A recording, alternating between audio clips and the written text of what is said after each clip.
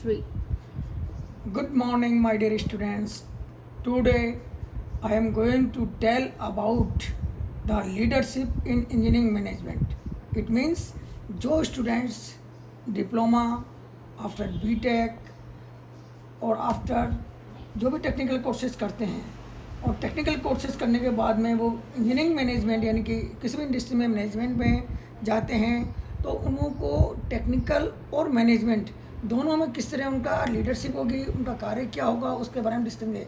तो engineering management में leadership के बारे में बताने के लिए हम बात कर रहे हैं कि लीडरशिप इन इंजीनियरिंग मैनेजमेंट में क्या होगा कि जो स्टूडेंट्स आफ्टर डिप्लोमा बीटेक कर लेते हैं, बीटेक करने के बाद में एमबीए कर लेते हैं या कोई भी मैनेजमेंट का कोर्स करके किसी इंडस्ट्री में एंटर करते हैं तो वो एचआर ग्रुप में जाते हैं तो उनमें एडमिनिस्ट्रेटिव और एचआर में क्या क्या उनके लीडरशिप के गुण होने चाहिए जिससे कोई इंडस्ट्री को अच्छे से रन करा सके, उस इंडस्ट्री को आगे बढ़ा सके। तो पहली जो अपन डिस्कशन करेंगे इस टॉपिक को हमने 5 भागों में बांटा है। तो पहले पार्ट में मैं आपको ये बताऊँगा कि इंजीनियरिंग मैनेजमेंट में जाने के और प्रोडक्शन में जाने के लिए दोनों डिफरेंट थिंग्स है। और एमबीए करने के बाद में जो इंजीनियरिंग मैनेजमेंट उनका क्या काम होते हैं, लीडरशिप किस तरह की होनी चाहिए उसके बारे में बताऊंगा। तो पहले हम कंटेंट्स की बात करते हैं कि engineering leadership engineering management contents क्या है। Why do I want to be in engineering management, मैं इंजीनियरिंग मैनेजमेंट में क्यों जाना चाहता हूँ, क्या कारण है मेरी। क्योंकि कुछ लोगों के तो कि इंजीनियरिंग करने के बाद में ये इच्छा होती है कि वो इंजीनियरिंग मैनेजमेंट में जाएं और वहाँ लीडरशिप करें, इंडस्ट्री को आगे बढ़ाने अपना योगदान आ सकें।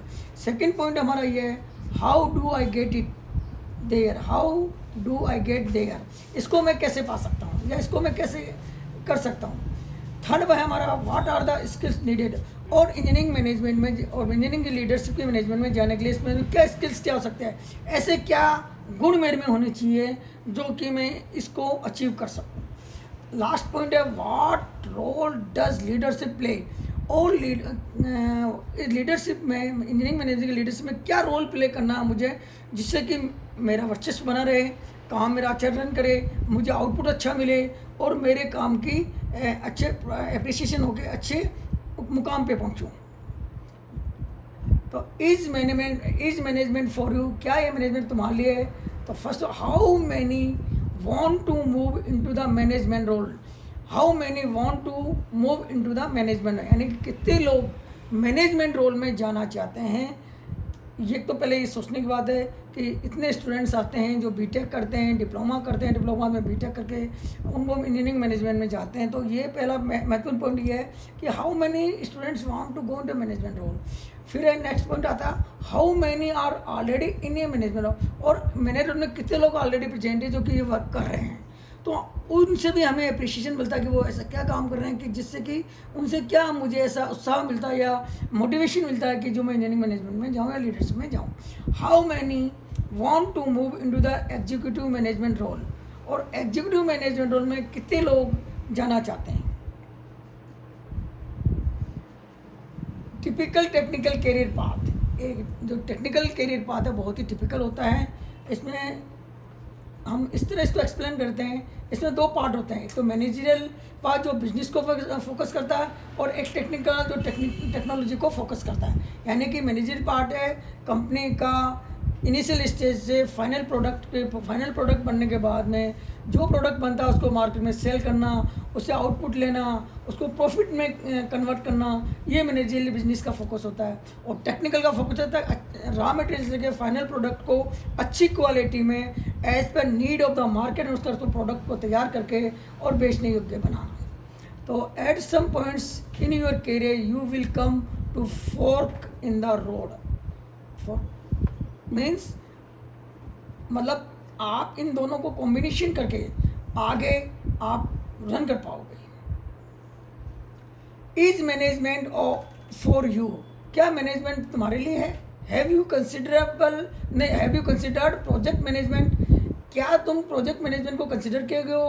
तो प्रोजेक्ट मैनेजमेंट कोर कॉम्पिटिशन, यानी प्रोजेक्ट मैनेजमेंट में सबसे ज़्यादा कंपटीशन है। तो इसमें 2 तरह की चीज़ें होती है, एक तो जो टीम बिल्डर्स एंड लीडर वो एडमिनिस्ट्रेशन कहलाते हैं, टीम बनाना और लीडरशिप करना वो एडमिनिस्ट्रेशन में आते हैं। और ability to make the decision, presentation on public speaking. ऐसे लोग जो कि प्रेजेंटेशन देते हैं पब्लिक स्पीकिंग, वो ability to make the decision, जो डिसीजन एडमिनिस्ट्रेशन में क्या होता है, सॉरी मैं दोबारा बता रहा हूँ आपको, इसमें थोड़ी प्रॉब्लम हो गई।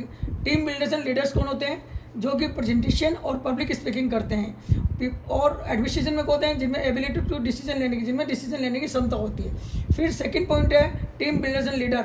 टीम बिल्डर और लीडर्स क्या, पीपुल स्किल, सॉफ्ट स्किल, यानी कि जो पीपुल होते हैं उनकी जो टीम बिल्डर सॉफ्ट स्किल होना चाहिए, जिससे कि वो टीम में कोऑर्डिनेशन बना सके। और एडमिनिस्ट्रेशन में क्या होना चाहिए, understanding the project management process. और वो यानी कि जो एडमिनिस्ट्रेशन होता है उसको प्रोजेक्ट मैनेजमेंट का प्रोसेस पता होना चाहिए। और टीम बिल्डर एंड लीडरशिप का थर्ड पॉइंट है एबिलिटी टू प्लान। उसमें एबिलिटी होती है कि हम जो काम कर रहे हैं उसको प्रॉपर्ली प्लान करके और अचीवमेंट है, अटेंशन टू डिटेल, और उसकी एक एक डिटेल का उससे अटेंशन होना चाहिए, कंसंट्रेशन होना चाहिए। अब आते हैं एडमिशन के थर्ड पॉइंट में, negotiation of the skill. Skill में निगोशिएशन किस तरह किए जाते हैं, यानी किसी व्यक्ति में अच्छी स्किल्स है और उसमें हल्की फुल्की कमी होती है तो उसको निगोशिएट करना चाहिए, उसमें एडजस्टमेंट करना पड़ता है। फिर आता है फिफ्थ पॉइंट टीम बिल्डर्स और लीडर्स में, बजटिंग एंड शेड्यूलिंग, यानी किसी चीज़ के हमें कितना बजट है और उसकी कैसे हम शेड्यूल करें कि वो उस पर अचीवमेंट तक पहुँच सके। फिर इसका नेक्स्ट पॉइंट आता है एडमिनिस्ट्रेशन का प्रोजेक्ट लीडरशिप, यानी कि जो आपको प्रोजेक्ट दिया गया उसकी लीडरशिप किस तरह करें कि जो हमारा प्रोजेक्ट है सफलतापूर्वक उसको कंप्लीट करके और उसका अचीवमेंट ले सकें। नेक्स्ट पॉइंट आता है टीम बिल्डर्स और लीडर्स में बेसिक टेक्निकल अंडरस्टैंडिंग। उसमें यानी जो भी टेक्निकल आउटपुट्स है या टेक्निकल टर्म्स है, टेक्निकल जो भी नॉलेज है उसको हम अच्छे से इम्प्लीमेंट करके काम कर सकें।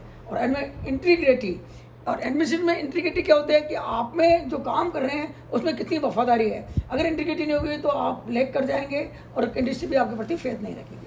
फ्लेक्सिबिलिटी, टीम बिल्डर्स और लीडर्स में फ्लेक्सिबिलिटी होना जरूरी है। अगर फ्लेक्सिबल नहीं है तो आप कहीं पर भी काम नहीं कर पाएंगे। अगर फ्लेक्सिबल होंगे तो कोऑर्डिनेशन करके हर काम को निकाल पाएंगे। और क्रिटिकल थिंकिंग, और एडमिनिस्ट्रेशन का काम होता है कि क्रिटिकल थिंकिंग यानी जो कठिन से कठिन चीज़ है उसकी थिंकिंग करके और आउटपुट देना। Thank you.